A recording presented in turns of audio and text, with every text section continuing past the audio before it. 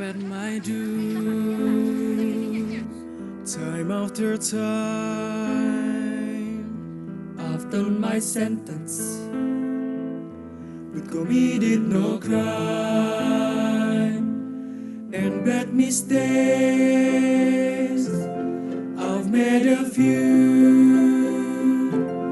I've had my share of money, my restaurant, and to go on and on and on and on.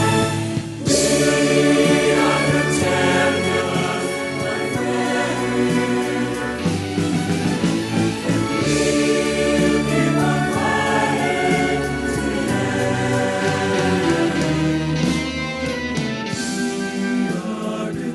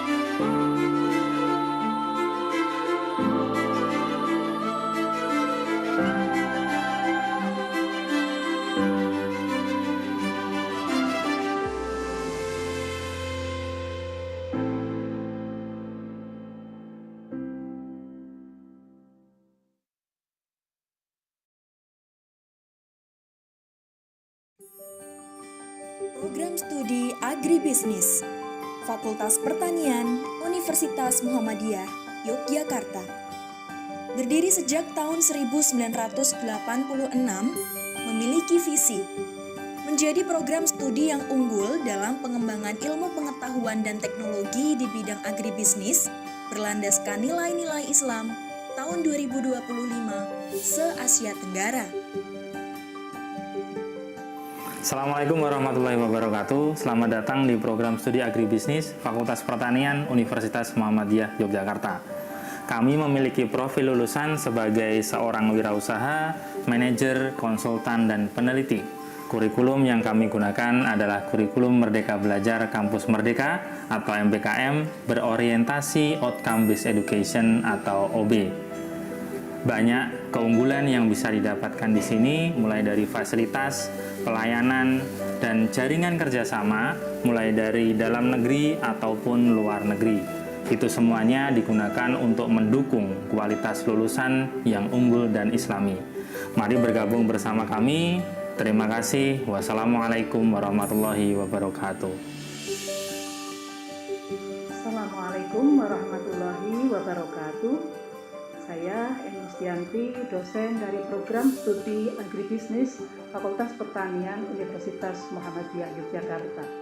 Saya bergabung dengan prodi agribisnis sejak tahun 1988, sehingga pada waktu itu prodi baru berumur kira-kira 2 tahun. Prodi agribisnis mulai menerima mahasiswa baru pada tahun 1986, pada waktu itu dengan status izin operasional, kemudian seiring perjalanannya terdaftar, kemudian diakui, kemudian disamakan, dan peringkat akreditasi yang awal dicapai oleh prodi agribisnis adalah akreditasi B. Sekitar 2 atau 3 periode. Alhamdulillah pada tahun 2016 program studi agribisnis sudah terakreditasi A, dan pada pertengahan 2021 terakreditasi unggul. Program Studi Agribisnis Universitas Muhammadiyah Yogyakarta memiliki tenaga pengajar yang berkualitas dan pakar di bidangnya.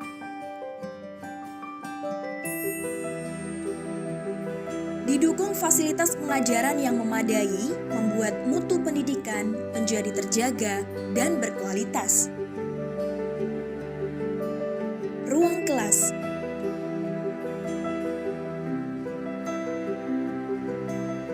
Ruang diskusi.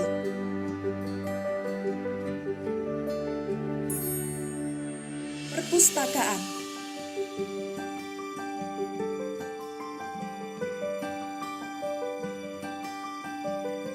Taman diskusi dan fasilitas lainnya. Pelayanan kepada sivitas akademika menjadi ciri khas yang tak terpisahkan. Laboratorium menjadi bagian penting dalam meningkatkan keterampilan mahasiswa. Laboratorium Studio. Di dalam laboratorium ini, mahasiswa dapat membuat konten video, poster iklan, dan podcast kreatif, serta promosi bidang agribisnis di era digital. Laboratorium Agribisnis. Di sini, mahasiswa bisa mengolah produk pertanian secara inovatif dan kreatif yang mendukung kompetensi kewirausahaan agribisnis. Laboratorium Statistik. Di laboratorium ini, mahasiswa bisa mengolah data statistik secara mandiri sehingga memiliki kemampuan sebagai manajer dan peneliti yang handal di bidang agribisnis. Laboratorium Analisis. Di Di sini, mahasiswa bisa melakukan analisis berbagai data sehingga memiliki kemampuan pengambilan keputusan secara tepat sebagai manajer agribisnis. Laboratorium Marketing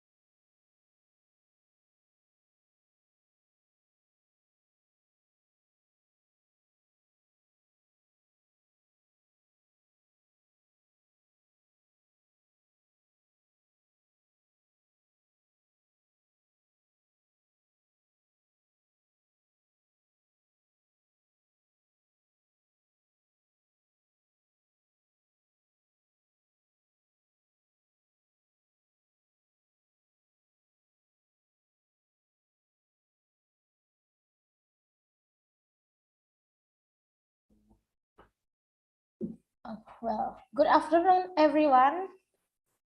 First of all, let's pray and thanks unto our God, Allah Subhanahu wa Ta'ala.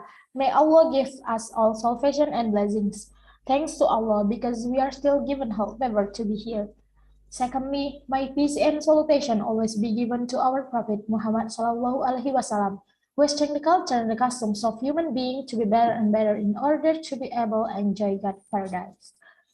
Assalamualaikum warahmatullahi wabarakatuh. Waalaikumsalam warahmatullahi wabarakatuh. Student of Faculty of Agriculture, University of Muhammadiyah Yogyakarta, Insinyur Indira Prabasari, MP, PhD, Professor Hermanto Siregar from IPB University and Perbanas Institute, Dr. Anidah Robani from University Technical Malaysia Melaka, Tuhud Rodaki, PhD from University of Muhammadiyah Yogyakarta. So this summer school activity brings togetherness academics, researchers, business entrepreneurs, practitioners, and policymakers who are responsible for the development of agribusiness. Excellencies, participants, ladies and gentlemen. We are now continue our meeting to the next agenda, but before the agenda, I will read our rundown in terms of references today. The rundown today is opening by Master of Ceremony. The second one is presentation from lecturer, and then discussion, and the last assignment and closings. The next is terms of references. For all participants can start accessing the Zoom application at 12:30 p.m. Jakarta time via the link participant has received. Second, please enter the summer school program by renaming yourself and your institution with format institution name _ full name. Third one, all participants are requested to turn on the video during opening until closing session.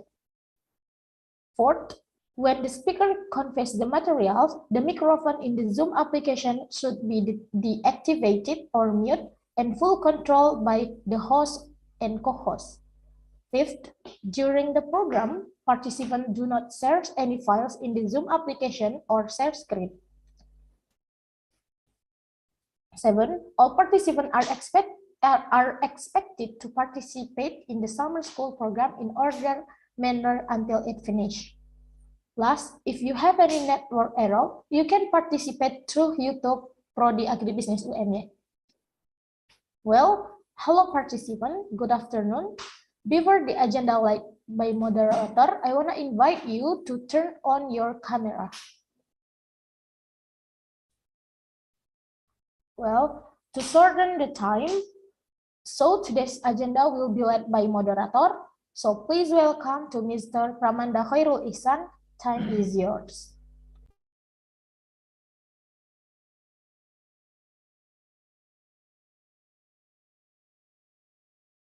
Oh, okay.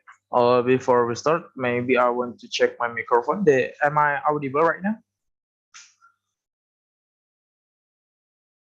Okay. Okay, thank you. Bismillahirrahmanirrahim. Assalamualaikum warahmatullahi wabarakatuh.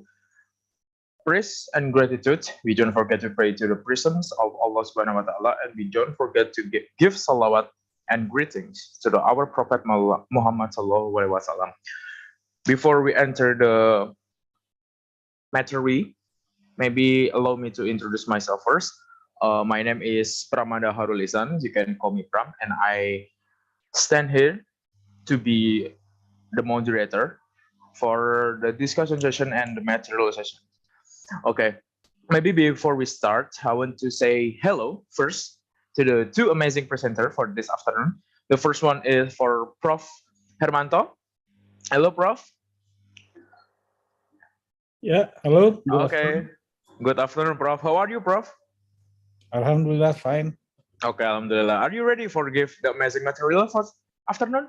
Yeah, inshallah. Okay, thank you, sir. Okay, maybe I will greet the second speaker for Dr. Anidah Robani. Hello, Doctor. Ya. Halo, Doctor. Assalamualaikum. Okay, Waalaikumsalam. How are you, Doctor? Hello, Doctor. How are you? I'm good. Alhamdulillah. Okay, Alhamdulillah. Are you ready too for giving Yeah, the of material? course. I'm Yes. ready to share, inshallah. Okay, thank you. Thank you, Doctor and Prof.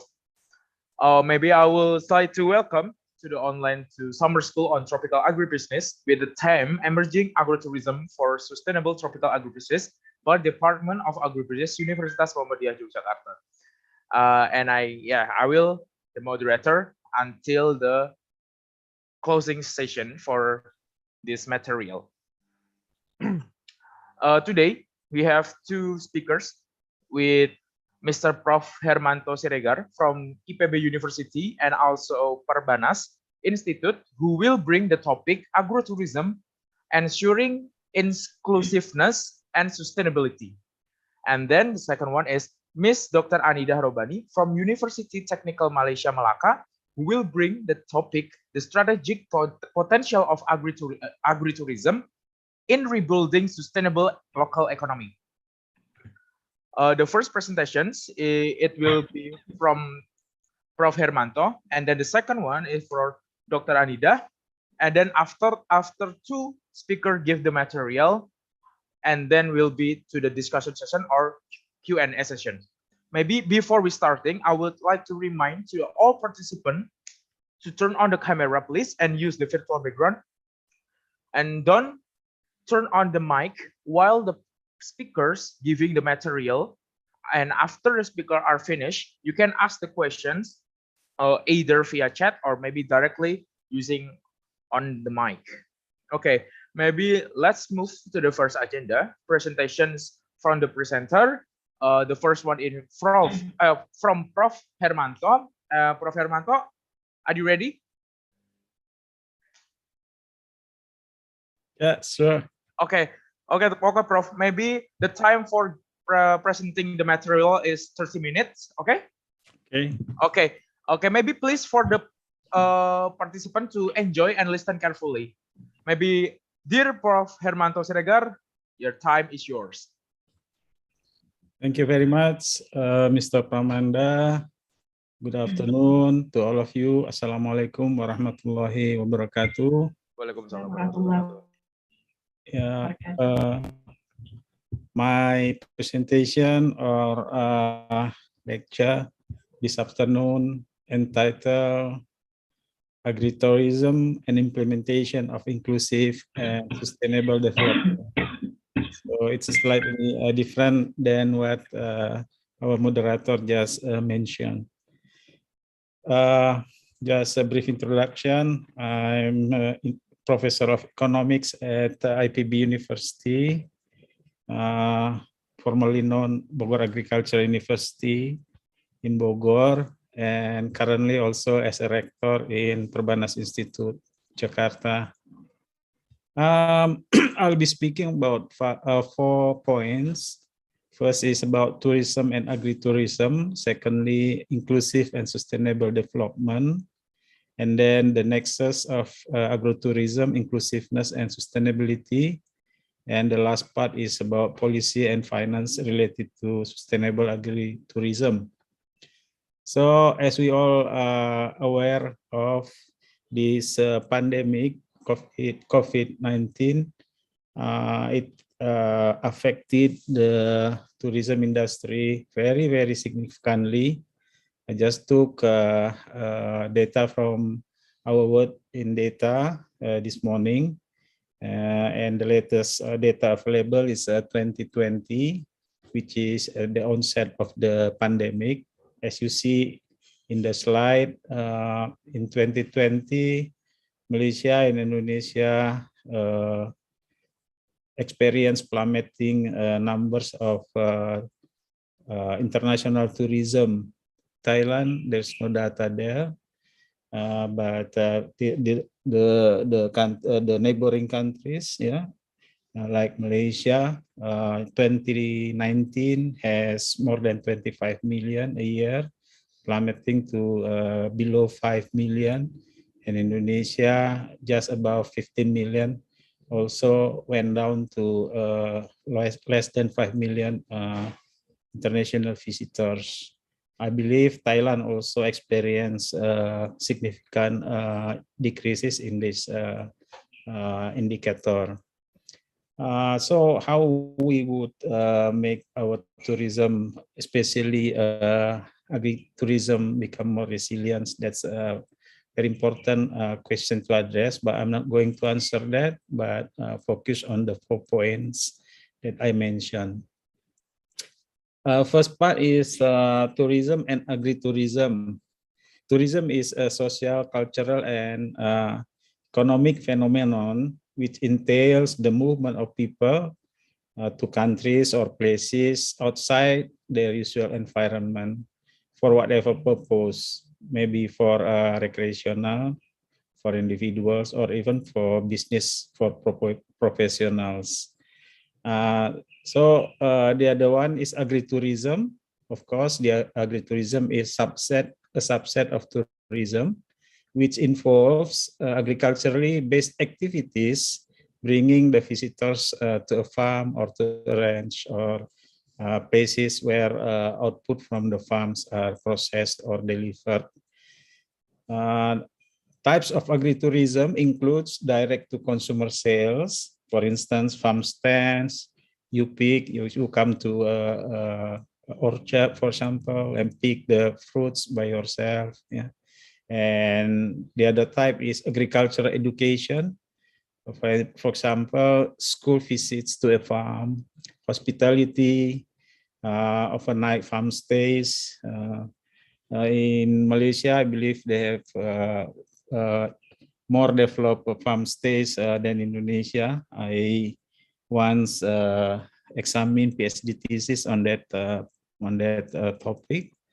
And then third one is recreation, for example, hunting, horseback riding, as well as entertainment like harvest dinner, festivals, fairs, and so on. So agritourism serves as means for many small farms survival, because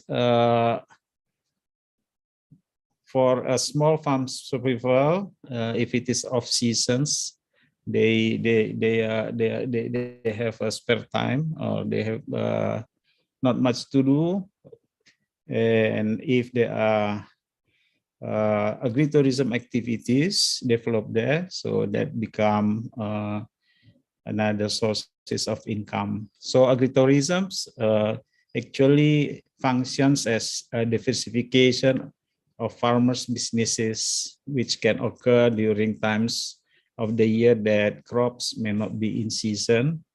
And it ensures that more stable stream of income obtained by the farmers, or landless farmers actually include also there. Agritourism also benefits non-farm activities in rural areas, where more visitors would mean more spending for goods and services provided by rural people. So farmers as well as non-farmers will benefit from that, and this all result in multiplier effect to the rural economy. The next slide you see at the top left is that activity of agritourism also has a important role in redistributing the income. So mostly the visitors or the tourists are from sorry.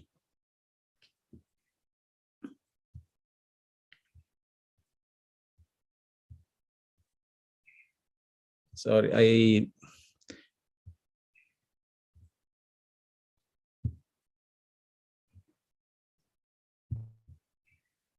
can you see still my my screen? Yes, we can. Yes, we can see. So, yeah, we still can see. Yeah, so I better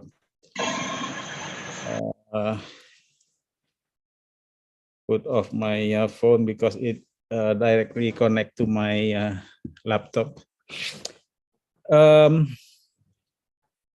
Yeah, one of the role of the agritourism is redistribution of income. The visitors are from the city or from urban area, they visit the country area where the agritourism domicile.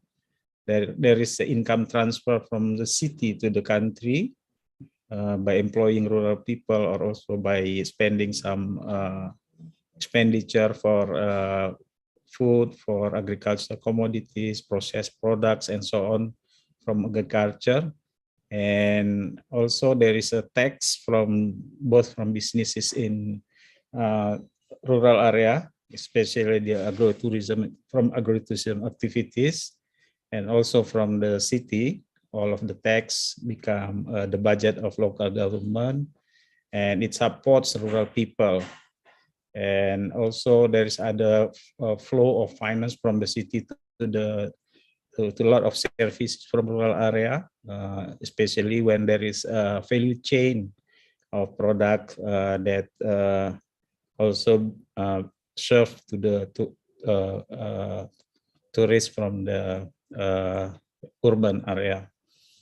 So at the right top figures, you can see there is a correlation, positive correlation between tourism demand and the GDP in PPP, purchasing power parity, especially if point number 6 we omit. Point number 6 there is China. So if we omit this point, there is a quite strong positive relationship between increase in tourism, including the agrotourism, will lead or associate with higher GDP. So that constitutes the second role of tourism, which enhance or increases the economic growth. Other form of tourism is ecotourism. It involves responsible travel, using sustainable transport, of course, to natural areas, conserving the environment, and improving the well-being of the local people. The purpose may be educate the travelers. The focus especially is ecological conservations.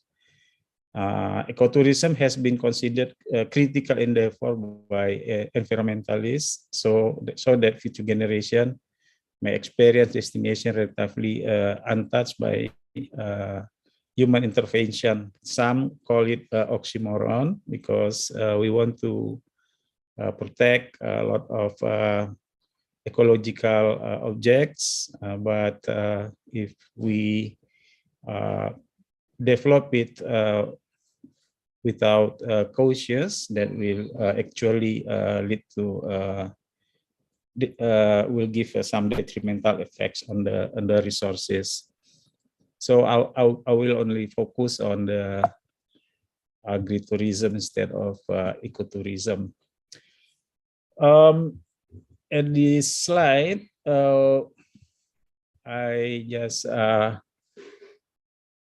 describe some data on the role of the economic role of tourism. So if you see the graphs at the left, upper and bottom part, upper is the two graphs here is international tourism receipts. Upper one is in current US dollar. Lower graph is percentage of total export. So statistically, the data, for the tourism receipts of in a country, you may see that as an export. So the receipts is value of exports to the country. For example, there are some tourists come from Malaysia, from Japan, from other ASEAN countries, for example, Asia countries to Indonesia. They spend money and so on, become the receipts of tourist operator in Indonesia. That is considered as export. Yeah, so the internationally, the percentage of tourism receipts to the total export is 7.4% just before the pandemic. Yeah, the data for the international tourism receipts is up to 2019, and that equivalent to a value of 1.86 trillion US dollar. Well, in the middle part, the two graphs in the middle part here is that of Indonesia. So the pandemic causes the international tourism receipts went down very significantly from 18.41 billion US dollars in 2019 down to 3.53 billion only in 2020. And in terms of percentage to the total exports of Indonesia, that is the same as going down from 9.2% in 2019 to only 2% in 2020. Yeah. And in the right part is for Malaysia. Malaysia receipts from international tourism in 2019 is higher than that in Indonesia, which is 20. In Indonesia only 18. Yeah, but after the pandemic happened, it went down to 3.39 billion US dollar in Malaysia. Not much, but it's slightly above that in Indonesia, which is 3.53. And in terms of percentage, in 2020, the receipts, international tourism receipts in Malaysia, in terms of percentage to total export, is plummeting to only 1.6%, yeah, from 9.3%. So we could see that the tourism is very important for the economy, and external shock like pandemic and perhaps also later climate change would shock or become shock that can lead to significant decreases in the tourism indicators. I don't have the figures in terms of the role of agriculture tourism in terms of economic value, so I can only provide with these figures in terms of total tourism. Now we proceed to the next point, which is inclusive and sustainable development. The title is that agritourism can be seen as an implementation of inclusive and sustainable development. Why so? Because agritourism entails directly the sustainable efforts, yeah, to dimension of the development, and also inclusive dimension of the development. We begin with the inclusive development. Yeah, inclusive development has 3 pillars. First is social inclusiveness. This has its roots in human rights, in equality, redistribution, yeah, rural development, entitlements, capability concept, yeah, and it has been actually expressed in the MDGs as well as currently the SDGs, yeah. And then environmental inclusiveness, yeah, at the local level, it focuses on protecting local accesses to and ownership of resources, yeah. And at the national level, it requires that resources are well managed and the sustainability of ecosystem are ensured. And at the highest level, at the global level, the environmental inclusiveness implies not causing harm to other countries and using common but differentiated responsibilities for dealing with global problems currently like climate change. Yeah. And the third dimension of the inclusive development is relational inclusiveness. This recognize that poverty and ecological degradation often the result of actions taken by others because increasing inequality in society and the substance and process of politics. So now, how can we relate inclusive and sustainable development? Yeah, Gupta and Fegelin, 2016, developed this model here, relationship between inclusive development and sustainable development. So here there's three dimension or pillars: economy, society, and environment. And between economy and society, here lies inclusive growth. The more we go to the above, to the economy, meaning we less care about the society or the inclusiveness in terms of the social, and the other way around. This one horizontal axis is society and environment. The more we go here to the left, to the society, we are in less care about the environmental aspect. And the right side here between economy and environment pillars, this is green economy, growth, ecological modernization. If we go, we put a lot of effort on economy. We are at a point somewhere here as compared to environment here. That means we are less care about the environment.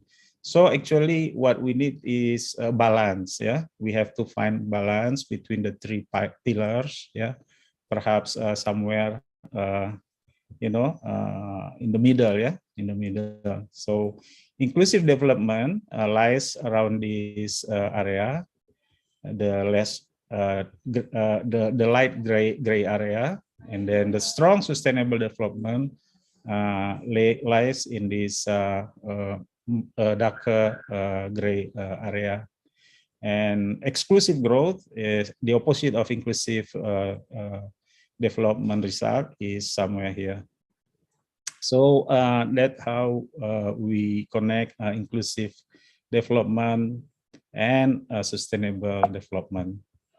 And then there is authors, Dr. and Suman, said that inclusive development is societal progress or societal development that incorporates participatory empowerment of citizens and promotes human well-being related outcomes in accordance with sustainability of societal foundation. So by looking at inclusive development or inclusive tourism, for example, inherently there is a sustainable aspect in that area already. Yeah, and then if we go to a more practical side, the SDGs, yeah, this would lie in goal number 8, yeah, which is promoted, sustain, inclusive, and sustainable economic growth, full and productive employment, and decent work for all. Actually, the other goals also relate to inclusive and sustainable, but the goal which mentioned directly or explicitly about the tourism is actually the goal number 8. Yeah, we see goal number 1 up to 17. Yeah, goal number 8 explicitly includes sustainable tourism. Yeah, especially sub goals 8.9, which in these goals by 2030 devise and implement policies to promote sustainable tourism, one of which, of course, is agrotourism. that creates jobs and promotes local culture and products. Yeah, so we see that providing jobs to youth, yeah, to youth, because in Indonesia, especially the unemployment is the highest for youth, yeah. So it's youth unemployment is double digits actually, and then also creates job also in, for the female workers, yeah. So gender empowerment.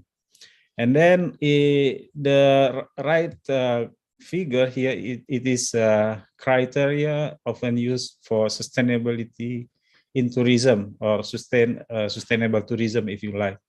Yeah, here we can see the criteria. Yeah, it should care significantly of environment, as before, yeah, mentioned, yeah, social, economic, but it has to have educational purpose, and then it should have participation of locals, yeah.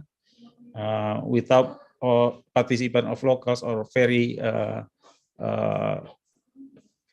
small participation of locals, meaning inclusiveness is not there. Yeah, aid to conservation also important aspect here, and then culture. Yeah, so this is more or less the criteria used for sustainable in tourism, according to Mulford and Munt. Sustainable development is development that meets the needs of the present without compromising the ability of future generations to meet their own needs. This is definition from WCED. Yeah. So sustainable tourism is a subset of this sustainable development. Sustainable development that I just give the definition. Yeah. It is sustainable tourism is a tourism system that encourages qualitative development with a focus on quality of life and well-being measures, but not aggregate quantitative growth to the detriment of natural capital. And sustainable agritourism is a significant portion of sustainable tourism. Pillars of sustainable development and hence sustainable agritourisms are, as already mentioned in slide number 6, about this one. Yeah. Here I just refocus again on that. Yeah. Economic sustainability, social sustainability, and environmental sustainability. Yeah. So economic sustainability means generates prosperity at different levels of society and addressing the cost effectiveness of all economic activity. Yeah, social sustainability respects human rights and equal opportunities for all in the society. It requires equitable distribution of benefit with a focus on alleviating poverty. Yeah, so poverty alleviation is very important aspect in the sustainable agritourism, especially in developing country like Indonesia. And then the third pillar is environmental sustainability, conserves and managing resources, especially those that are not renewable or apprecious in terms of life support. It requires action to minimize pollution of air, land, and water, and to conserve biological diversity and natural heritage. Now we move to the nexus of agritourism, inclusiveness, and sustainability. First point is tourism actually might compete, yeah, with agriculture for limited labor, land, and water resources. Of course, if we have abundant labor, lot of land or water, there would be no competition. But in island like Java, where the three resources are very, very limited, it might actually compete, yeah, the agriculture and the tourism. Yeah. However, it has been acknowledged in general that tourism has positively influenced the production of some agriculture products in many places, thus creating responsible linkage between tourism and agriculture is important for developing nations because substantial portion of the production and communities is intimately linked to agriculture activities. So agritourism is a manifestation of agriculture and tourism linkage, manifestation of agriculture sector and then tourism sector. Such a linkage actually very widely across regions. Why so? Because there are market factors and non-market factors leading to such widely varieties of strong and weak linkages between the two sectors. Number one, market factors influence the linkage of consumer demand, consumer demand, tourists and locals. So in regions where, like in Jawa Barat, in Jawa, maybe also in Jawa Timur, a lot of people, population is high, demand for tourism, demand for agriculture product and so on very high. Perhaps potential of developing agri-tourism is also quite high or quite considerable, but not if it is quite small population and also lack of infrastructure to go to the area of tourism, and things like that.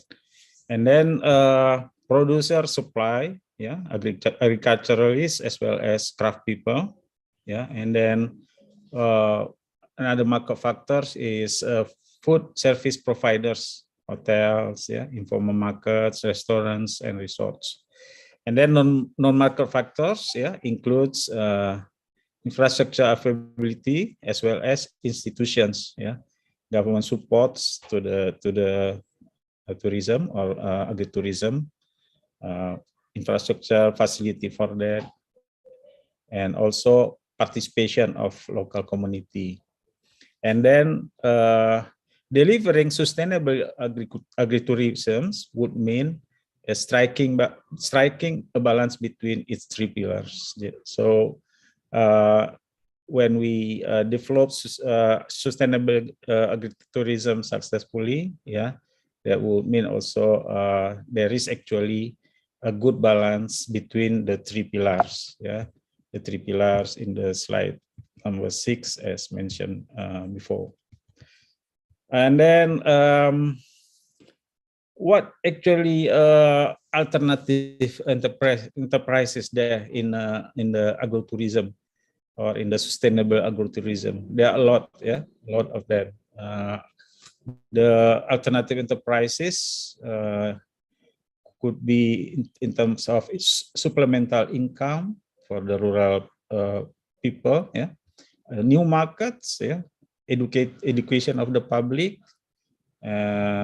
enhanced tourism opportunities, market-driven resource stewardship, enhanced environmental quality, rural development. Rural development, one of the important goals is reducing the poverty, of course, narrowing the inequality as well, and so on. New business opportunities, and then the kind of business or items of the business. There are a lot of illustrations around this circle. And then by Pai et al. 2021 conclude there are few success factors affecting sustainable agritourism. So how we are going to be success in developing sustainable and inclusive agritourism, the success factors among other as follow, the range and quality of agritourism products should be sufficient. Skills and competence of the farmers, conservation of biodiversity. If the resource degraded in 5 or so time, yeah, there will be no one coming because the resources, the object of the tourism already degraded, for instance. Family involvement, yeah, direct marketing, in addition to support from government, including promotion, yeah, promotion by government. Safety and security must be there, education and training, collaborations and partnerships, as well as the location, yeah, location should be accessible. And then agritourism sustainability matrix, we could develop this matrix like this, yeah, macro level, micro level. So it is not enough if we just focus on macro level, yeah. Macro and micro both should be touched proportionally in order to develop agritourism sustainability, yeah. And then these 3 rows are the pillars, yeah, economic pillars or economic perspective, social perspective, environmental perspective, yeah. Stimulus for economic perspective, for instance, need stimulus for other local activities and boosting local economies, yeah, in addition to the agriculture or food processing activities. And then infrastructure investment, yeah. And then for social perspective in macro level, recovery of roots, yeah, customs, yeah, adat, yeah, folklore, tradisi, yeah, educates visitors towards agriculture and the rural world, yeah. Because when we open our area for tourism, meaning we open also our visions to the world and offer our vision, also our custom and so on, to the visitors, yeah. And the environmental perspective, natural and landscape resources maintenance, biodiversity and environmental protection. At micro level, alternative source income for the farmer. This is very important because as mentioned previously, yeah, diversification is one of the important objective of agritourism, yeah. Business diversification, distribution channel for farm products, developing new market niches, yeah. Provide alternative job opportunities to family members. This is for social perspective. Enabler of emancipation of women, so gender mainstreaming. But one that is missing in the table of Amirato et al. Is it has to be quite sensitive to poverty alleviations. So we could add one more here. And then for the environmental perspective, responsible use of raw materials, responsible, yeah, use of raw materials and natural resources, including waste reduction. If it involves culinary activities, food, something like that, yeah. Also must be there must serious effort to reduce the food loss, yeah, because so many food loss, yeah, mubazir, yeah, a lot part of food actually throw away. So waste reduction, if in terms of micro level, also reducing the food loss and food waste, yeah. And then characteristic of sustainable agritourism, yeah, there should be authenticity in that agritourism, especially we relates it to culture tourism, yeah. And then fun, of course, yeah. One of the objective of people to do to go travel is to have fun, yeah. Values, yeah. Ethics and values, so important. Relationships, learning, yeah, and then involvement. The last two slides is about policy and finance. So Sang et al. Found that the attributes that may potentially stimulate sustainable agritourism are these three, yeah, and these all are something to do with the policy, yeah. First is development and implementation of agritourism specific plan. It should be there, yeah, and it should be prepared seriously, yeah. Second is development of local business value chain, yeah, because it should be in one chain, yeah, to make to make the development more integrated, easier, yeah, more systematic, and so on. And then the third is government-led tourism promotions. Yeah, these three are important. These three aspects of policy is very important to develop sustainable agritourism. Not only policy, yeah, we need also to have innovations, because a lot of countries, a lot of regions within a country also do the same thing. So if we want a destination of agritourism in our area do better, yeah, that means we should make some innovations, or should implement some innovations to our agritourism activities, using scientific and technological innovations, which have been, for example, resulted by the research institutes and so on. And then social, cultural, and economic innovations. Yeah, what else should be developed in terms of social, cultural, and economic? Yeah, and then the third, of course, is government innovations.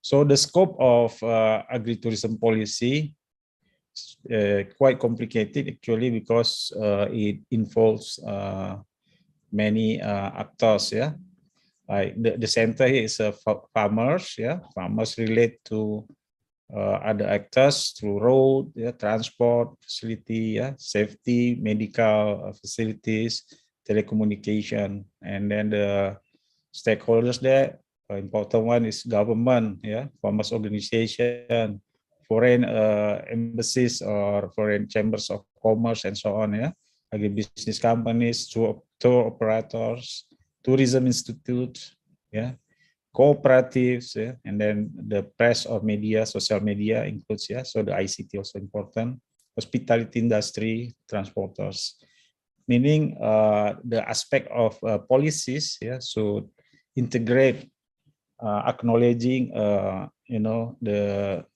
interest of these stakeholders, but focus should be on farmers or rural population. And then how to finance, it's also very important. It depends on what phase the agritourism being considered. If it is just an idea, or just very yeah, still idea, yeah, rough or very early stage, yeah, it's a seed, yeah, seed capital. Solutions is incubators. Role, help you start growing your idea and shaping your business plan. Advantage, in the incubators you would have mentoring, advice, yeah, co-working.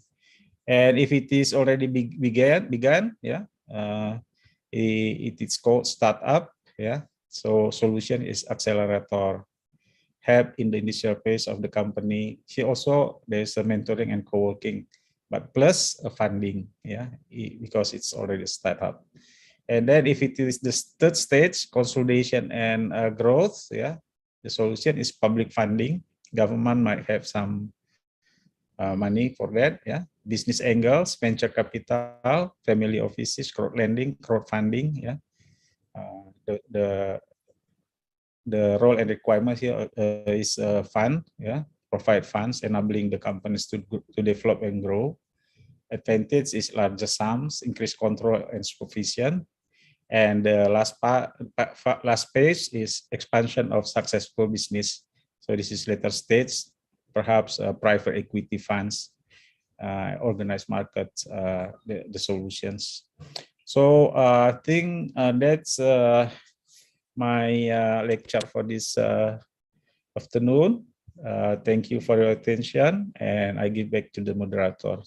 Okay, thank you, Professor, for what amazing the material. Maybe I'll give some review about the material itself. That agritourism is actually can ensuring the sustainable and inclusiveness, because for the link between agriculture and tourism, which is the often called agritourism, can help ensure, because merging to highly profitable sectors in Indonesia is really effective. But just for reminding the sustainable of agritourism is still need more innovation, right, Prof? Okay, thank you, Prof, about the materials. What amazing nothing material about agritourism. And then maybe let's move to the next speakers. Dr. Anida. Hello, ready? Yeah, ready. Okay. Can I share the screen now? Oh yeah. Okay, you can share it. Maybe I will give your time. Maybe 30 minutes for presenting. The time is yours, Doctor. I cannot share the screen. Yes, you can, but the screen Okay. still not. Okay.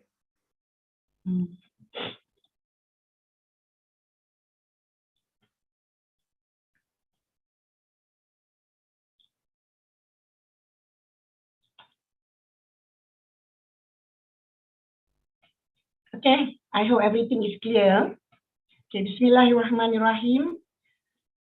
Thank you, Mr. Moderator, Mas Pramanda, respected organizer of summer school on tropical agribusiness, Department of Agribusiness, Fakultas of Agriculture, Universitas Muhammadiyah Yogyakarta, respected fellow presenter, Bapak Professor Hermanto, and then beloved participants of summer school on tropical agribusiness. Ladies and gentlemen, Assalamualaikum warahmatullahi wabarakatuh, and a very good afternoon to all of you. Okay. First and foremost, Alhamdulillah wa syukurillah, because of His mercy that we are able to meet here today on this online platform to continue the discussion or to continue our discussion on the theme that is emerging agritourism for sustainable tropical agribusiness. Okay, and then thank you. I would like also to record my gratification and also thankfulness towards the organizer for this kind invitation. And then I'm so delighted to share my humble knowledge and also my humble experience in this session. But I believe actually many for me to learn from all of you rather than to share my humble knowledge in this session.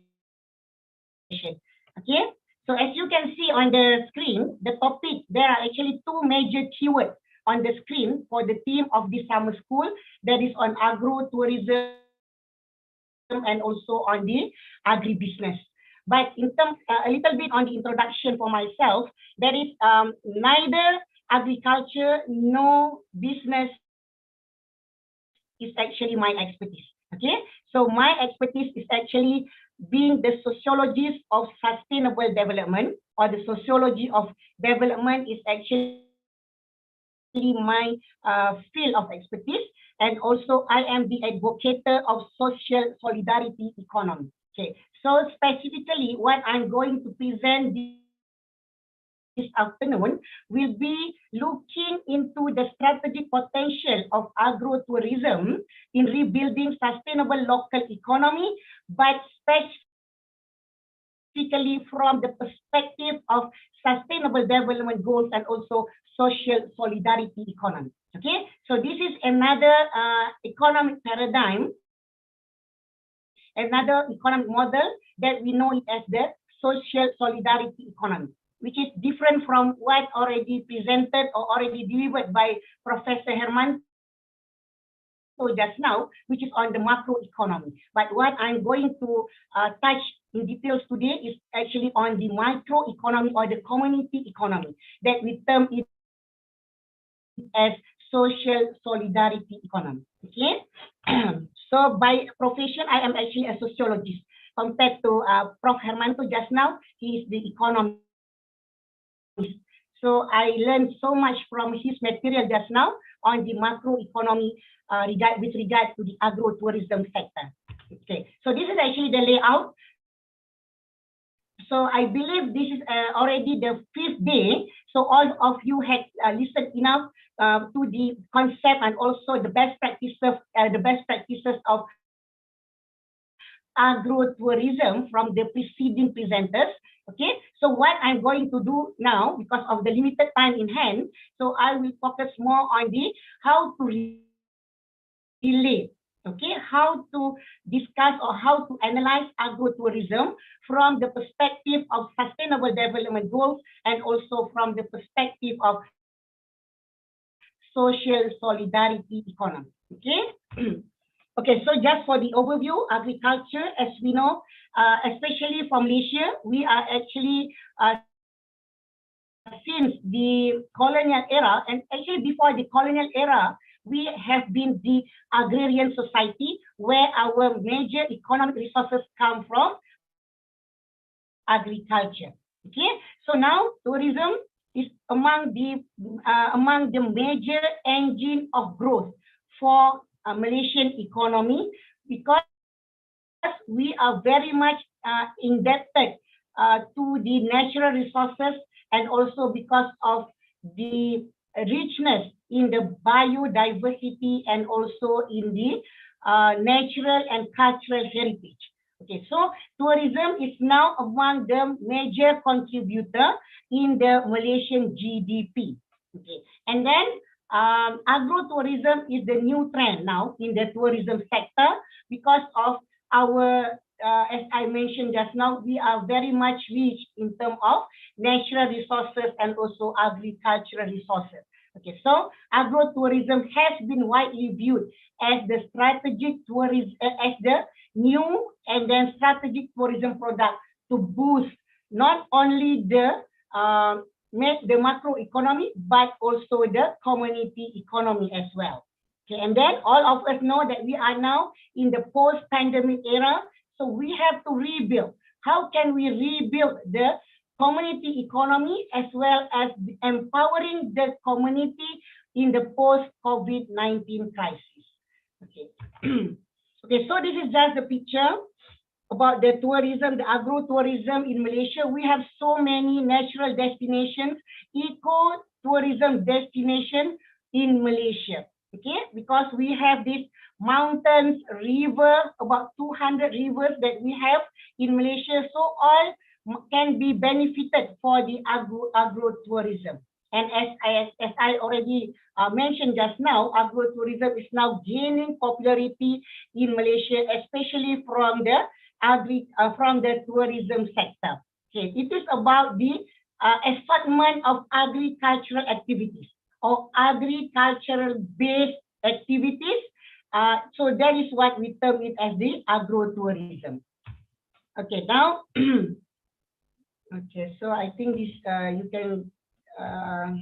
Okay, now, in short or briefly, what we must understand, agro-tourism is actually the integration of several major sectors. There is first one, agriculture, tourism, and then also the rural development and environment.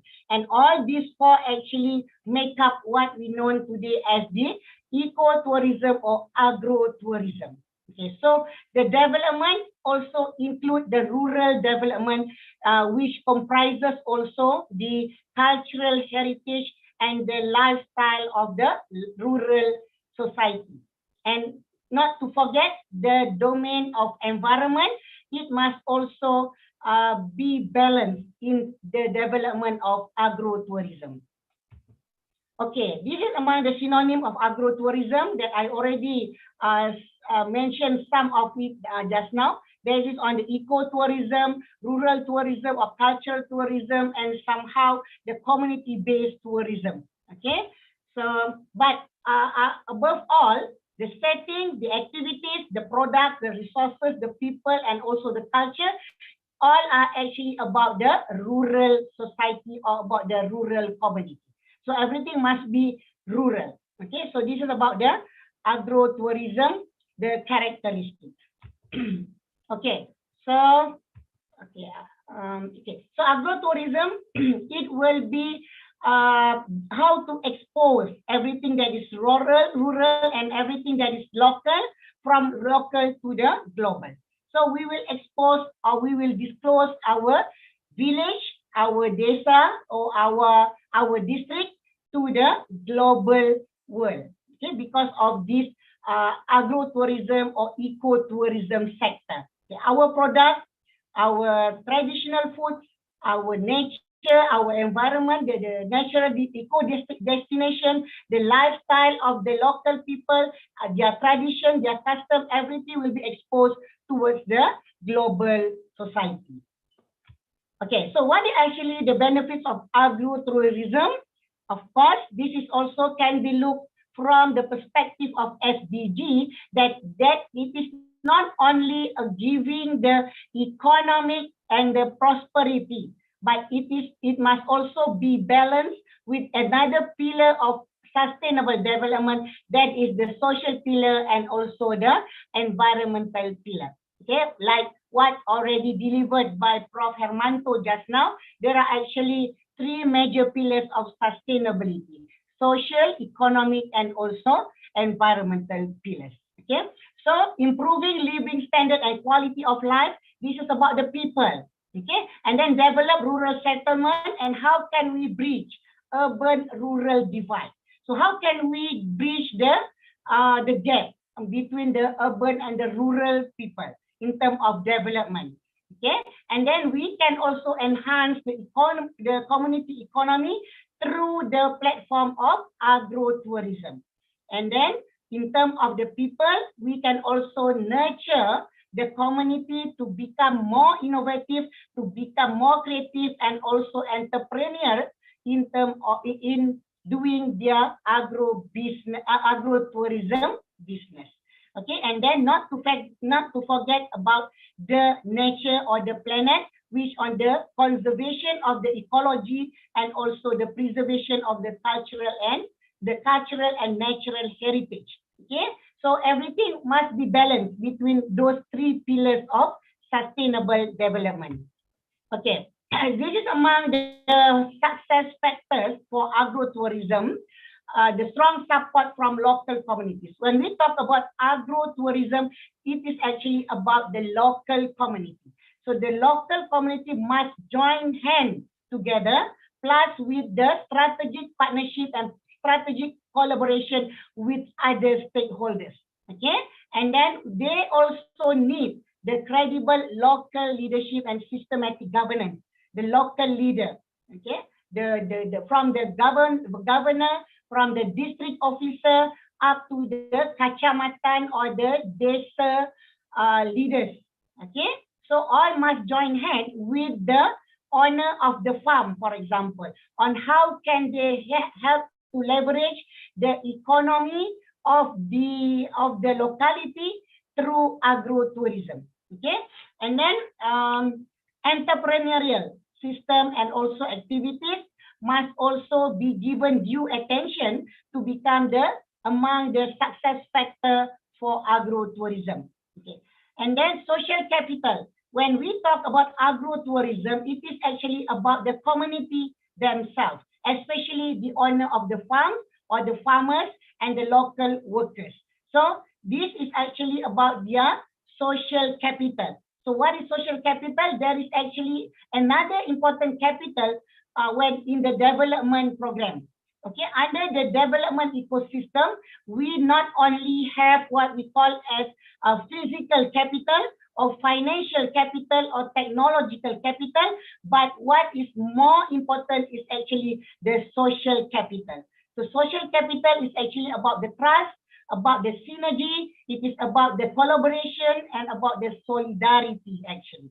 So this is another major success factor in terms of capital that we term it as the social capital, which is very important and among the major drivers and enablers for the successful agro-tourism.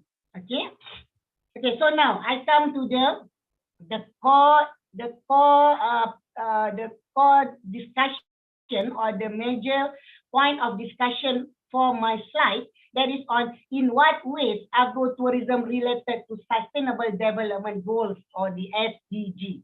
Kalau di Indonesia dipanggil pembangunan keberlanjutan. Okay, how this is the Sustainable Development Goals. Okay, I don't have to. Okay, so from the keyword sustainable development, we have two major key sentences or two major key points there. That is on what to be sustained and what to be developed. So what is to be sustained relating to the agro-tourism or eco-tourism? Of course, it is about sustaining the nature, the biodiversity, the ecosystem, the climate, the human communities, and their culture, heritage, and also their values. Okay, and then what is actually to be developed? Of course, the economy. Okay, the economy among the major one. We must develop the economy. We must develop the people, their skills, their knowledge, their education, and everything. So this is only what is to be developed under the domain of sustainable development goals. Okay, so this is the 17 sustainable development goals, and among all these, I believe they are somehow related and also relevant to the development of eco-tourism or agro-tourism. Okay, number 1 to number 17. So there are actually 17 sustainable development goals. Okay, so we must please bear in mind that all those SDG challenges or all those SDG goals are actually interrelated and mutually supporting each other. Okay, they are intertwined actually, and we cannot deal with isolation. For example, when we want to analyze on the agro-tourism sector or the eco-tourism sector, we must bear in mind that every other aspect are also related, from goal 1 up to goal 17. Okay, it is not only limited when we talk about the tourism. It is not only about goal number 8, for example. So what is goal number 8? Goal number 8, as already delivered by Prof. Hermanto just now, it is about giving. It is about job and employment for the local community in the agro-tourism operation. Okay, it is not only about the growth of economy, which is contributed from the tourism sector, but other goals are also related if we want to do something in terms of the development program. And in this in this discussion, it is on the development of agro-tourism. Okay. When we talk about the conserving the nature and also about the ecological system, the natural resources, agriculture resources, it will be much on the goal number 13, 14, and 15, for example. Okay, climate change, life below water, and life on land. Okay, all this related to eco-tourism and also agro-tourism.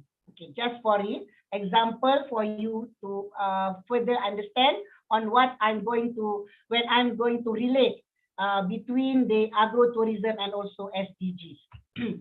Okay, so when we talk about SDG, we cannot forget that this is actually about the triple bottom line. So what is the triple bottom line? It is about the people, planet, and prosperity. Okay, so prosperity is actually the economic domain, and then planet is about the environment and also about the nature, and the people or the social capital that I already mentioned just now. So this triple bottom line is actually important when we do any development programs or any development initiative. Okay, not only on the big economy atau not only on the big development project, but it is also affected the local level development. That means the community level development. Okay, so this is actually the triple bottom lines that we have to we have to give due attention in the development initiative that we do. Okay, so sustainable and balanced pillars of SDG. So we must strike balance between these three pillars, the triple bottom lines. That is on the social pillar, the economic pillar, and environmental pillar. So when we talk about agro-tourism, all these three pillars are also affected. For example, for the economic pillar, from the perspective of solidarity economy, this is not the macro one. Okay, this is the micro level or the micro economy and the community economy. That is, we will talk on the Islamic gift economy, Islamic solidarity economy. This is the new term that have been Islamized. Before this, I mentioned about the social solidarity economy or the SSE. But from my research, we coined another terminology related to the solidarity economy, but use it with it is actually the symbiosis between social solidarity economy and the Islamic economy or the Islamic finance. So we come to the new coin, that is the Islamic solidarity economy. And then community-based economy, developing self-sufficiency in terms of economy through social entrepreneurship and also the cooperative economy. So this is an economic pillar. Okay, and then the environmental pillar, as we already discussed, it is on the nature preservation, ecological conservation, natural resources management, and etc. And what about the social pillar? That we also cannot forget that social pillar, which is on the social capital. It is about the culture, the well-being, about the education and capacity building. So this is among the important elements under the social pillar of sustainable development goals related to agro-tourism or eco-tourism sector. Okay, so this is among the another framework that can be used. Okay, in any development initiative or any development project that we want to implement, make sure that it will be from this framework. Okay, and then this framework of the triple bottom line, that is economy, environment, and social, it must be equitably proportioned. Okay, it must be equitably balanced. We cannot give focus or concern only on the economic aspect over other pillars, cannot. But it must be balanced, okay, between the economic sustainability, social sustainability, and environmental sustainability. For example, we know that tourism and agriculture, we share the limited resources of the nature. For example, the tourism and also agriculture. The natural resources that they share are actually common and also similar. As, for example, the waterfall, the rivers, the ocean, everything. So they must be balanced between the agriculture sector and also the tourism sector. They must strike balance between these two. So this is what we meant by the framework of sustainable development to guide the development of agro-tourism sector. And of course, the social sustainability, like I've discussed just now, which is on the capacity building, it is on the community empowerment, and so on, okay? Other than the economic prosperity. So we not only aim for the economic prosperity or profit making per se, but we must also give due attention to other pillars as well. Okay, so this is among the related SDG when we talk about the development of agro-tourism industry or agro-tourism sector, which is on the inclusiveness. This is already well delivered by Prof. Hermanto just now on the inclusiveness and also equality, the poverty reduction, environmental sustainability, which also include the cultural heritage and also the tradition and custom preservation, economic growth, and then for my topic, it is more specific on how can we help to develop the local or the community economy. It is not only on the big business or the big industry, but it is also looking towards the solidarity economy for the community. Okay, so income generation and also decent work for all. Okay, so this is not the job and also employment, not only for those in the urban areas or only for those who serve the macro economy, but we can also look towards those from the disadvantaged group. So this is what will be the major elements under the umbrella of solidarity economy. That we also give due attention to those disadvantaged groups. Okay. Sustainable consumption and production, this is also under the SDG, and sustainable communities, SDG 11. Okay, so this is among the related goals of sustainability, which when we talk about the agro-tourism sector. Okay, now, in what ways agro-tourism related to social solidarity economy? So this is what I'm doing under my research and also under the professional training that I experienced or I've been trained by the Academy of Leadership for Malaysian Ministry of Higher Education under the advocating the social solidarity economy, because we want to help those in the villages and those in the among the B40 category. Okay. So this is this is actually the focus on the micro or the community level, local level development, that we try to incorporate or we try to implement the model of social solidarity economy for the community to rebuild their economy, especially in the post-pandemic crisis, COVID-19. Okay. Okay, so this is about the reviving the third sector of economy.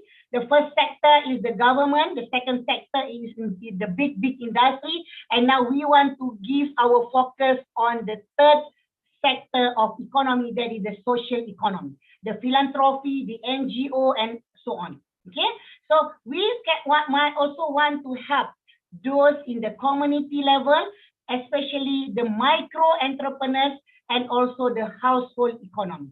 So this is what I meant by reviving the social solidarity economy, looking or try to implement or incorporate the solidarity economy to rebuild the community economy. Okay. Boosting agro-tourism through solidarity economy. So this is actually the major challenge that we are facing now, that we are now facing, that we are now living in the post-capitalist era, where we have been we witnessed the failure of neoliberal capitalism economic model. Okay, because we can find that the paradox of development. So what is the paradox of development? Instead of development in terms of industrialization, but the issue of poverty and income disparity, the issue of discrimination and also inequality, environmental degradation, and so on, are still happen and still persistent in our society. So this is actually the paradox of development. And now we are trying to find an alternative economic paradigm and alternative for development model, instead of continue to use the neoliberal capitalist economic model. Okay, so now what is the alternative that we have? So we are now trying to advocate what we term it, or what we call it as social solidarity economy. And agro-tourism, which centered on the local community, is very much relevant in this kind of model of economy and also development paradigm. Okay. The setting, okay, as I as I've mentioned just now, it is on because of the failure of neoliberal capitalism, the paradox of development happen. So what are those paradoxes of development? The unemployment, the job insecurity, the poverty, the persistent poverty, the economic crisis, resource scarcity, climate change, and everything. Because of the over-industrialization under the neoliberal capitalism economic model.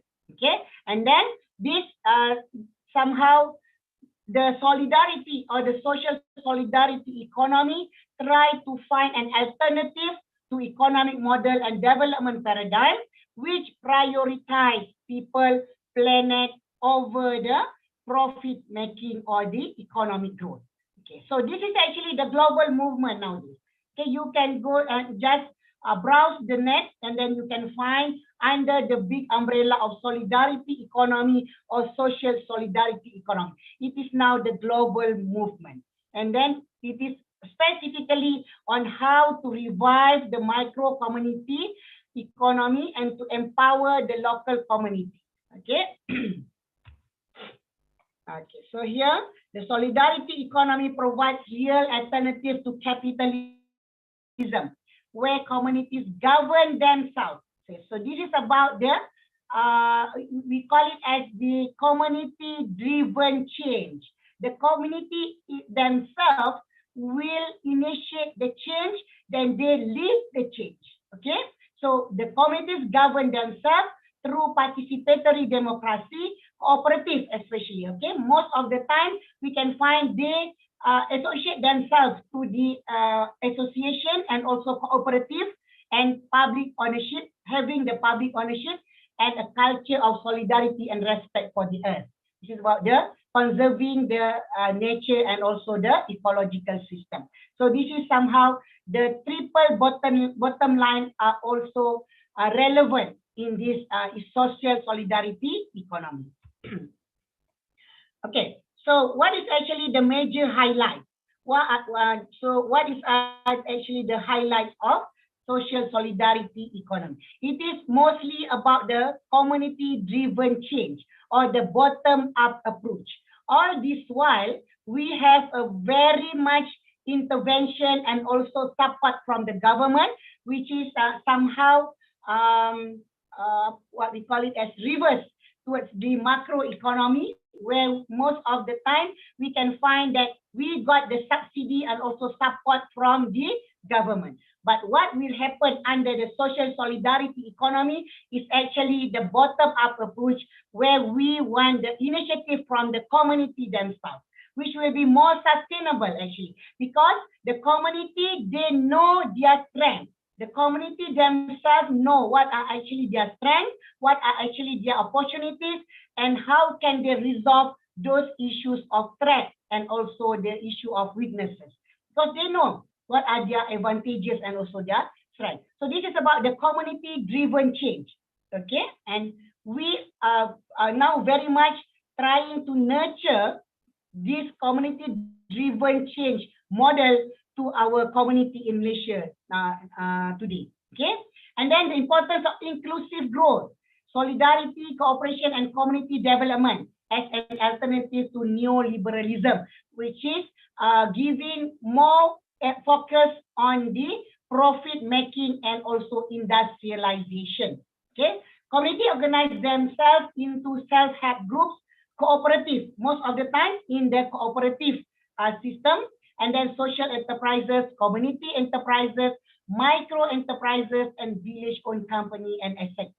Okay, so this is among the major definition on the social solidarity economy. And then SSE focus on building people, their job, the social security net, okay, and then not merely about the economic gain or on the profit making per se. People are the center of development, and here we encourage active community participation and also engagement in development programs or in development initiatives. Okay, this is among the community economy in agro-tourism. Okay, you can see what are their enterprises, and those local community, especially like those farmers or those fishermen, they will be upgraded their skills and also their knowledge to involve in this kind of agro-tourism sector. Okay, so this is among the community economy, and this can be done by themselves, okay, with the minimal intervention from the state or from the government actually. Okay, so this is about the solidarity economy. The most important one is the solidarity. So the key word is the solidarity of the community, so they can make it happen. Okay, this is in the Thailand. Those in the what we call is the floating market. Okay. Okay, community economy moving forward, what can they do? Oh, sorry. Okay, strengthening the roles of the third sector of economy, especially the household economy, which is very micro at the local level. Okay, and then empowering the community, and empowerment or the educating the local farmers or the local community towards agro-tourism. So they must have the what we call it as the multi-skill, not only the farming skill, but they also can upgrade. They can also relearn and upskilling their skills to match, to align with the agro-tourism sector. Okay, so strengthening the roles of Islamic solidarity economy or the social solidarity economy, like the topic of this discussion today, empowering local governance and local leadership, developing local champions, and leveraging smart partnership between civil society and also the higher learning institution. So the collaboration is one of the goals under the umbrella of SDG, smart partnership and also collaboration. So university can help the society under, for example, in the under the higher learning ecosystem in Malaysia nowadays, we have the specific program, we call it as U4S, University for Society. So the university will help the community so much in terms of how can they leverage their economy, on how and on how can we help them to empower themselves. Okay. Okay, I think that's all, Mr. Pramanda. We will continue later on during the Q&A session, inshallah. I pass back to you because I think it is already, the time is already over for me. Okay, back to you, Pramanda. Thank you. Okay. Okay, thank you, Doctor. About the amazing, and is the material have correlation with the material of Prof. Hermanto, which is including about the agritourism for sustainability, and then it's containing about the 3 pillar of SDG, and then it's also giving more explanation about the strategic for potential learning the agritourism itself for local economy. Okay, thank you for Dr. Adida for the material. Maybe we can jump to the next session, which is discussion or question and answer sessions. For the participant that want to ask the question, you can use the raise hand feature, and then or you cannot. Yeah, you cannot. Okay, you can chat the question on the chat box. Okay, there is two participants. For the first is Mr. Pandu Rohman Suwasaputra. Maybe for Mr. Pandu, you can give the question. Yes, Mr. Pramanda. Thank you for your opportunity, Mr. Pramanda. Good afternoon, Professor Hermanto Siregar. Good afternoon, Dr. Arnida Robbani. Nice to meet you. Maybe for our speaker, I just want asking what relationship sector agritourism to inflation. We know not just on Indonesia and Malaysia, all countries in the world have the same problem. It's all about inflation. We can discuss about that because I'm very scared. We can see the TV or YouTube failed state like Sri Lanka and anything maybe. Maybe it's just my question, Mr. Pramanda. Thank you and good afternoon. Assalamualaikum warahmatullahi wabarakatuh. Okay, well, good afternoon. Welcome, salam warahmatullahi wabarakatuh. For Mr. Pandu, this question is for both of our speakers, right? Yes, thank Okay. you. Okay, thank you. Okay, maybe for for Prof. Hermanto, you can answer the question first. Okay, thank you for the question, Pak Pandu. Basically, Pak Pandu asking whether there is something we can do from agro-tourism to cope with the current problem of high inflation. Yeah, you are correct that inflation is a global problems now, and the high inflation rate actually due to several factors, including high prices of food, high prices of energy. Both of that are escalated further by the current war between Russia and Ukraine. There is another factor also important in terms of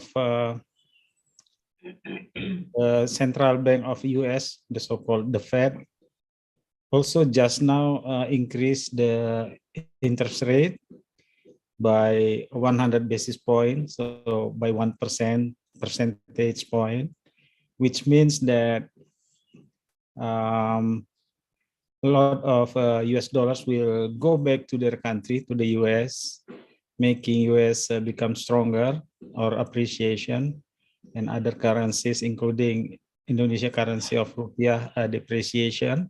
Yeah, so the high prices of food and energy, and then also the depreciation of rupiah, that would lead to a higher inflation rate in Indonesia. Okay, of course, Central Bank of Indonesia, Bank Indonesia, would take action also to increase the interest rate of Indonesia, the 7-day repo rate of central bank, yeah, of the Bank Indonesia.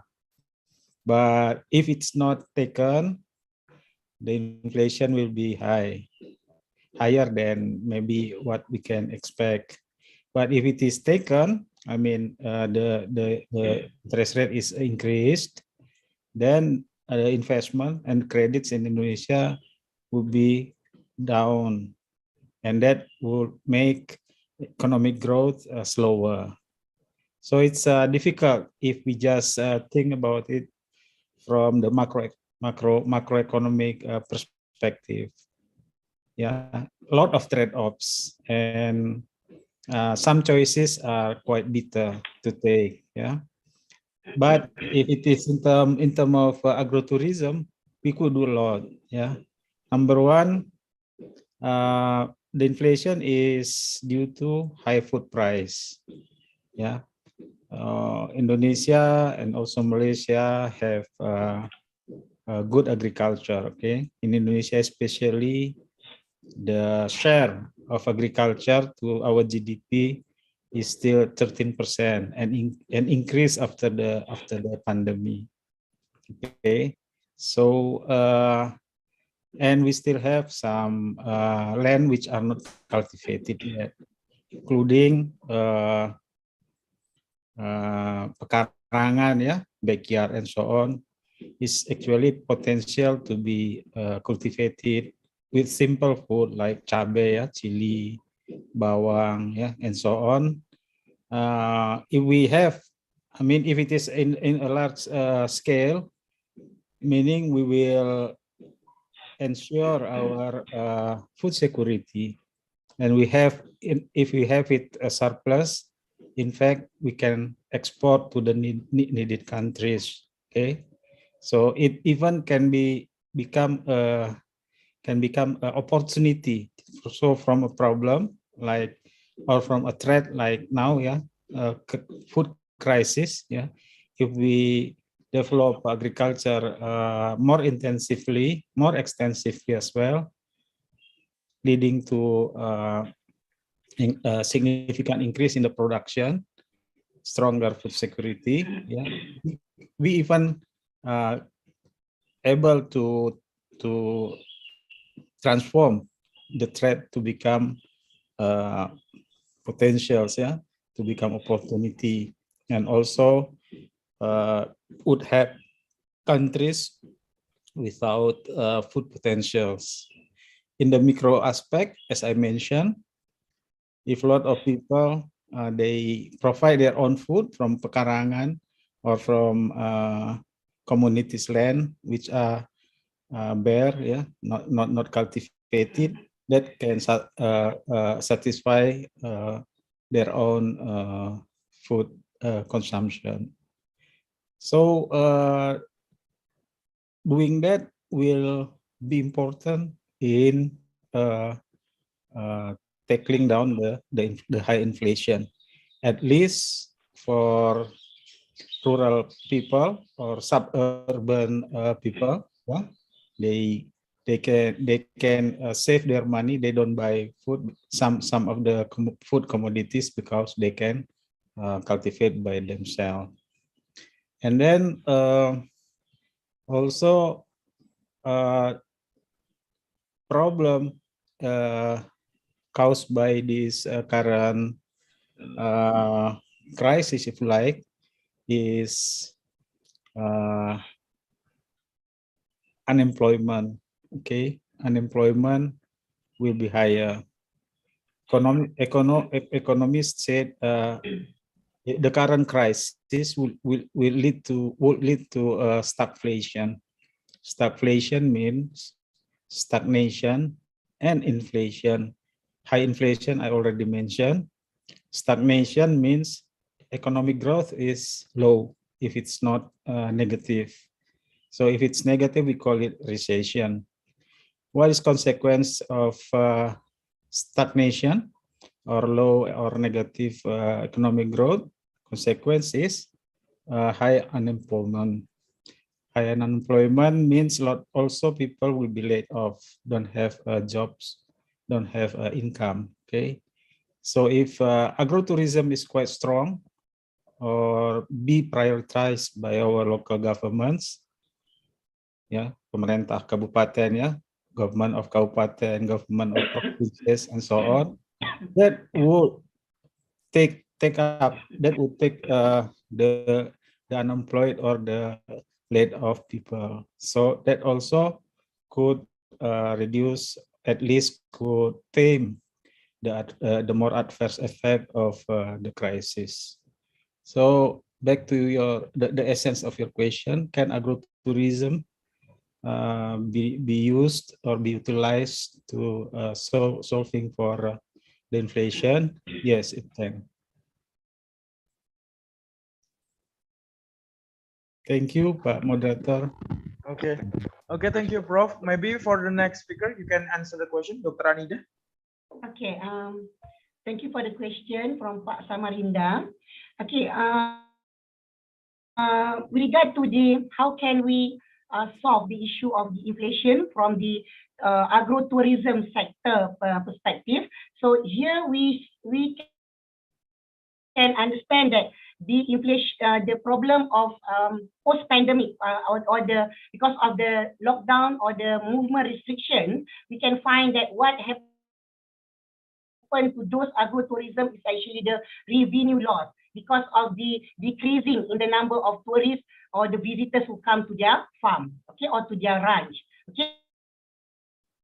So here the solution, as I already delivered just now, we go back to the what we call it as the solidarity economy, and we already did the research on this Islamic solidarity economy, where we will try to optimize whatever we have from the Islamic gift economy, for example, the zakat and also the infaq. We will use these resources of Islamic economy to help those compared to we get help from those capitalist model or the sources from the capitalism. Okay, so here we will try to advocate what we call it as the Islamic solidarity economy, the Islamic philanthropy and everything, because this will help much those local farmers and also those local entrepreneurs with regard to this amid the challenge of the neo-capitalism. Okay, so another one, if we go back or we try to revive the cooperative economy, kooperasi. Okay, like we have in the Indonesia, I think this is actually the national movement in Indonesia right now. One desa, one kooperasi. Okay, one village, one cooperative, like the movement of BMT, Baitul Mal wal Tamwil. So we can depend on them. Okay, so here we will try to omit what we call it as the problem of riba or the interest from this solidarity economy or Islamic solidarity economy with the system of cooperative. So this is another one. So we can have those local level development in this crisis of economy with this cooperative and also the Islamic gift economy. Okay, other than that, those agro-tourism operators, they can also go for the diversification of agro-tourism activities. Diversify whatever activities that they have before this that maybe not anymore aligned or relevant to today's context of agro-tourism, so they can diversify their activities and also the agricultural product that they have. So this is also will be much helpful for them. And another one is to go digital. Digitalization of agricultural agro-tourism is very much important in today's digital economy. Okay, so now we are in the era of digital economy, so we must try to maximize the use or the implementation of technology and also social media, especially for the promotion and marketing of agro-tourism. So this will be very much helpful for those agro-tourism operators and also the farmers at the local level. I think, and then about the capacity building, we can also join hands with those in the higher learning institutions. Especially we, all of us here today, we are all from the sector of the higher education learning institution. So we can help those in the society, especially the local farmers, in terms of how can they diversify their activities, their products, and how can we help them in terms of research and development, and also how can we help them in terms of capacity building. Those local farmers, the owners of the farm, for example, for the agro-tourism operation, so they need this capacity building, okay, in terms of how can they leverage their skills in terms of IT usage, okay, because we talk about like digitalizing the agro-tourism, okay, so now we can help them. How can they use the digital technology and application in operating their agro-tourism sector? Okay, so this is among the capacity building part that we can help also those in the local level on how can they, what we call it, how can they sustain their operation and also how can they rebuild their economy amid the challenge of the inflation or the economic recession. I think that's all from me. Thank you, Dr. Okay, thank you, Prof. Hermanto and Dr. Anida for the answering, and thank you for Mr. Pandu for what amazing questions. Maybe I would like to give apologize for all the participants that our time is limit. Maybe I will give the one last questions maybe for Dwi Ahriza for give the questions. Thank you very much, Mr. Pramanda, for the chances. The more we attend this summer school, the more interesting the presentation is. And it is nice to see Prof. Hermanto Siregar, that I always see you in some webinars, especially when in COVID. There's so many webinars that you are the speakers, and it's really great. And for Dr. Anida, questions. I would like to introduce myself. I'm from West Sulawesi, Prof. And Dr. West Sulawesi University. Okay, my question is, as we know, there are 3 pillars to connect inclusive and sustainable development, which are society, economic, and environment. And I would like to emphasize to the environment aspect. that you said that you have explained that tourism might compete with the several production factors in agriculture, like limited labor, land, water, and any other resources, and that few success factors that already explained from both of the speakers affecting sustainable agrotourism. One of them is the conservation of biodiversity. How does it relate to the aid to conservation? Aid to conservation, as you explained before. How far the government or other stakeholders handle the conservation aspects?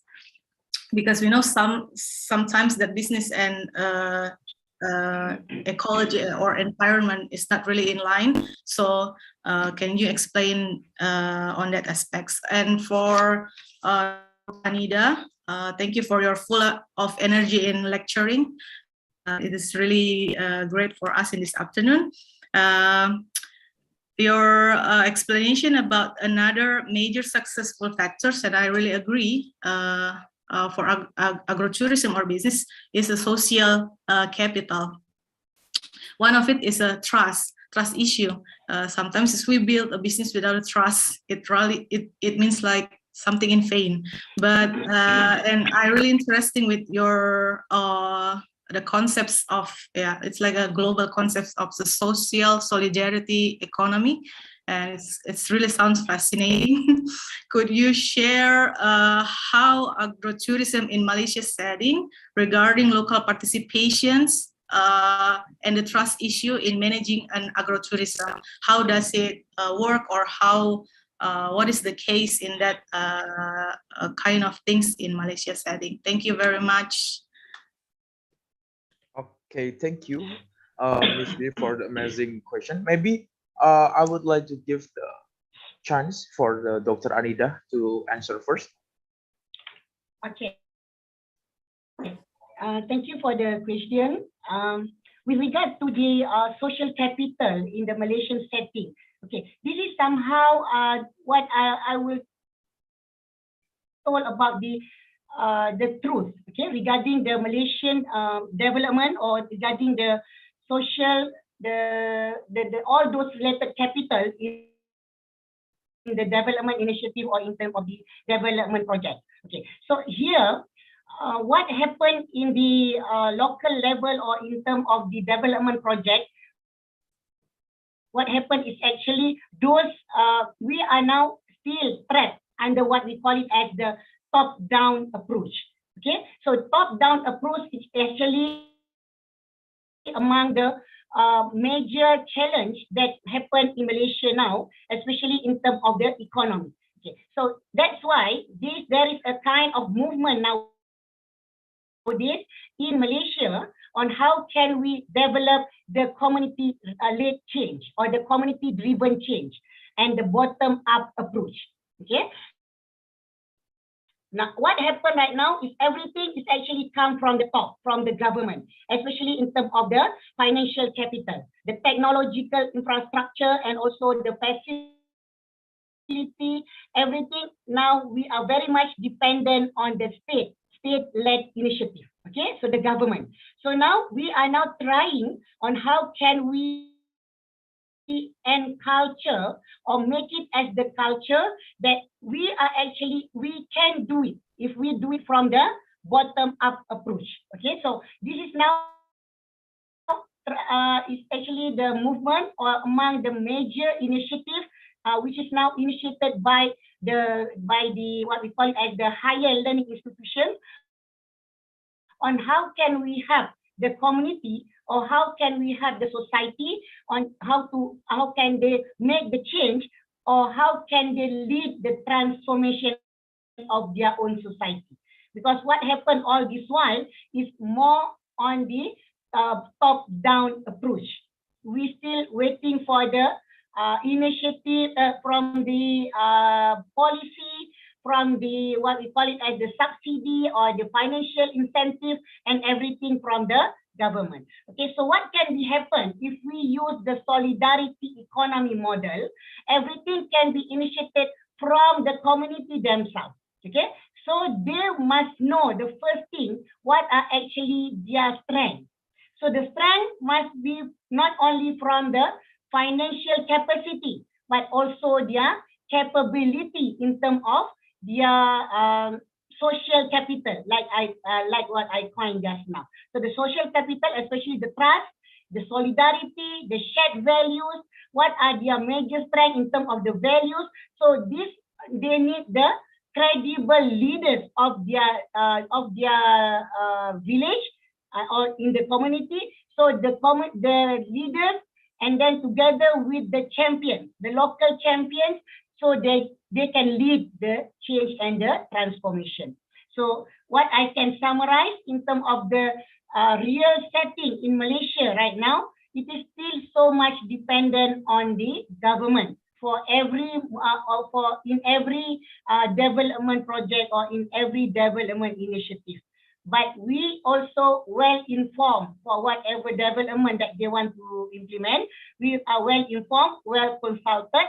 But then the implementer, the executor, still from the state or from the government side, not from the community. So now we want to advocate. Okay, so this is what happened nowadays, and under the Ministry of Higher Education Malaysia, we have this kind of what we call it as the movement on how can we empower the community to make the change. Okay, so I think that's from me, and I already highlight in my slide just now about the bottom up and also the community driven change. On now we are at the phase of capacity building in this matter. I hope I answer your question, Miss Dewi Putri Ahrisa. Yeah. Thank you very much. That's all from me. Thank you very much. Okay. Okay. Thank you for Dr. Anida. Maybe Miss Dwi, you have a question with Yes, I Prof. have question Hermanto. to Okay. Prof. Hermanto. Yes. Okay. Yes. Okay. Maybe for Dr. Hermanto, you Yeah, can answer the question, right? Yeah, thank you, Ibu Dwi, always attending my lectural presentation. So what government can do, at least there are three. Number one is for the fiscal authority, Ministry of Finance being a fiscal authority, they give incentives for those who do like reforestation, yeah, the use of organic fertilizers and so on, yeah. So going to be more environment friendly, there are incentives for that. And then the opposite of incentives is tax. There is also tax to a company that pollutes a lot, that have a high emissions. So there is a carbon tax. Okay. And then for those who plant a lot of tree, they like for reforestation or afforestation, there is also a possibility of gaining some money through carbon trading. Okay, so they are preparing all of that, and some already in place. And then the third one is supporting the sustainable finance or green banking. For instance, a lot of banks is starting to lower their credits for instance, for coal companies or for industries that pollutes a lot to the environment. And they also can implement higher interest rate or higher nisbah bagi hasil, ya, for the Sharia banking, if it is borrowed by dirty industries. And for investment also, there are sustainable investment. So a lot of financial instrument for the capital market, yeah, so that a lot of financial assets of related to the environmentally friendly activities, yeah, it is preferred more, yeah, by like certain investors, yeah. So there are some research also. We are I have 2 or 3 papers on that, yeah, how to build ESG investment. ESG investment is environmental, and then societal, and then G is a governance, yeah.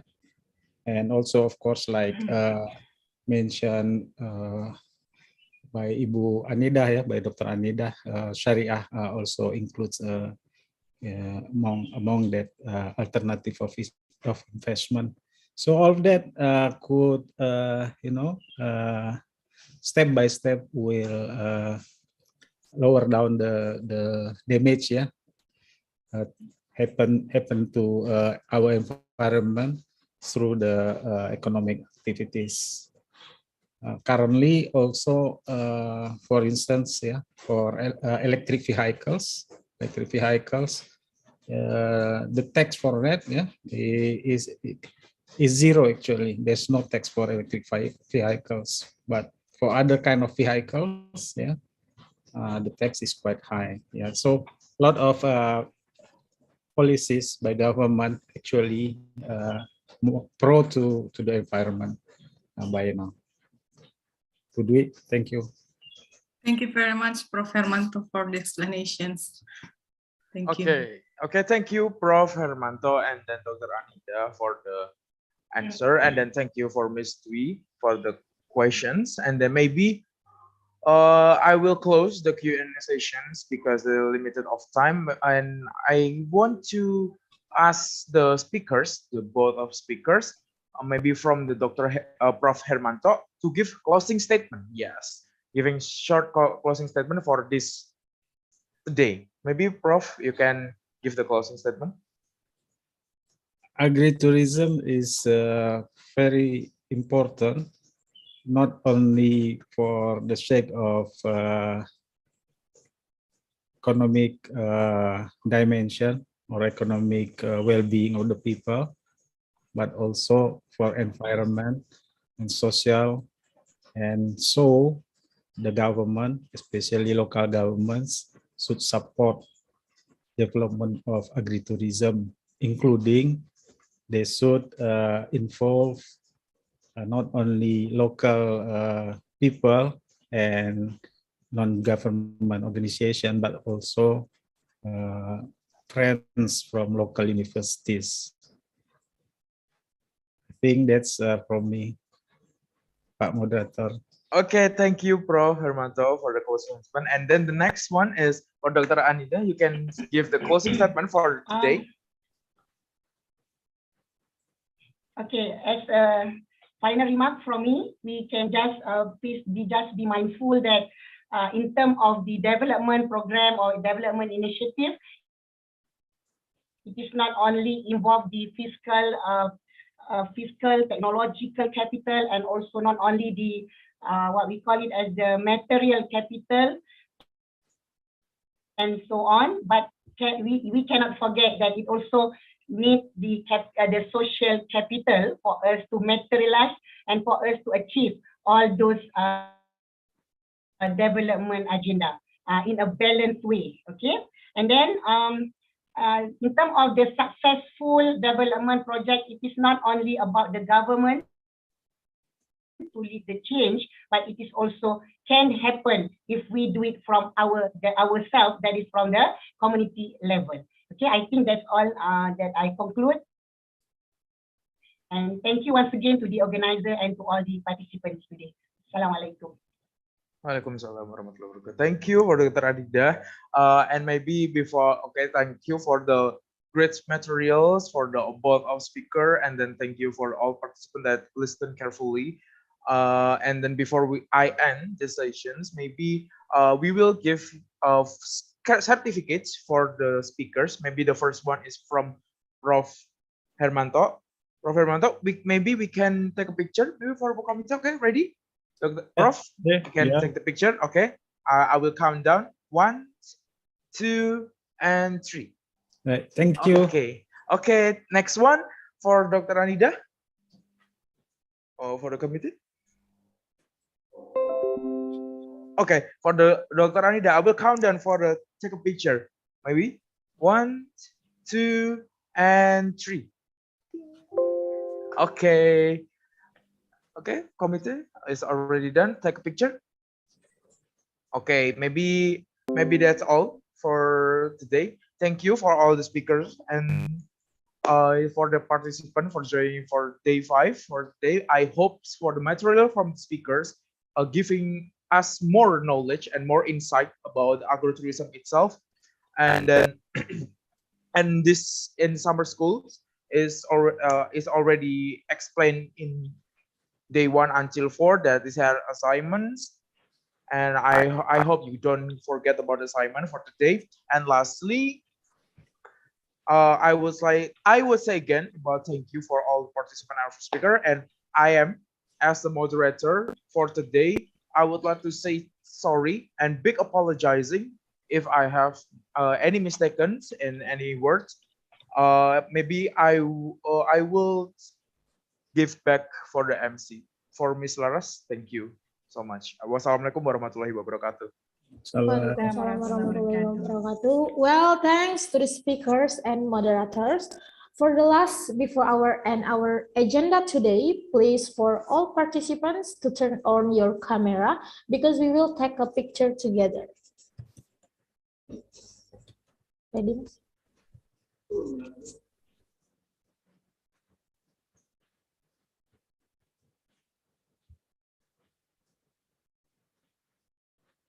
Okay, we will take a picture for the first slide with 1, 2, 3. Okay, for the second slide with 1, 2, 3.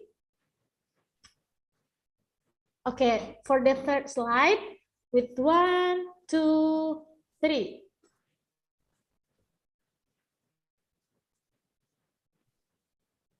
Okay, that's all our agenda today. Don't forget to do the assignment because actually for all participants, you have an assignment for each day. So the assignment form will be sent in the WhatsApp group later, and the assignment must be done no later than 11:59 p.m. Jakarta time tonight.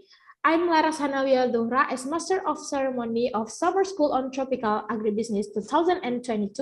Would like to say thank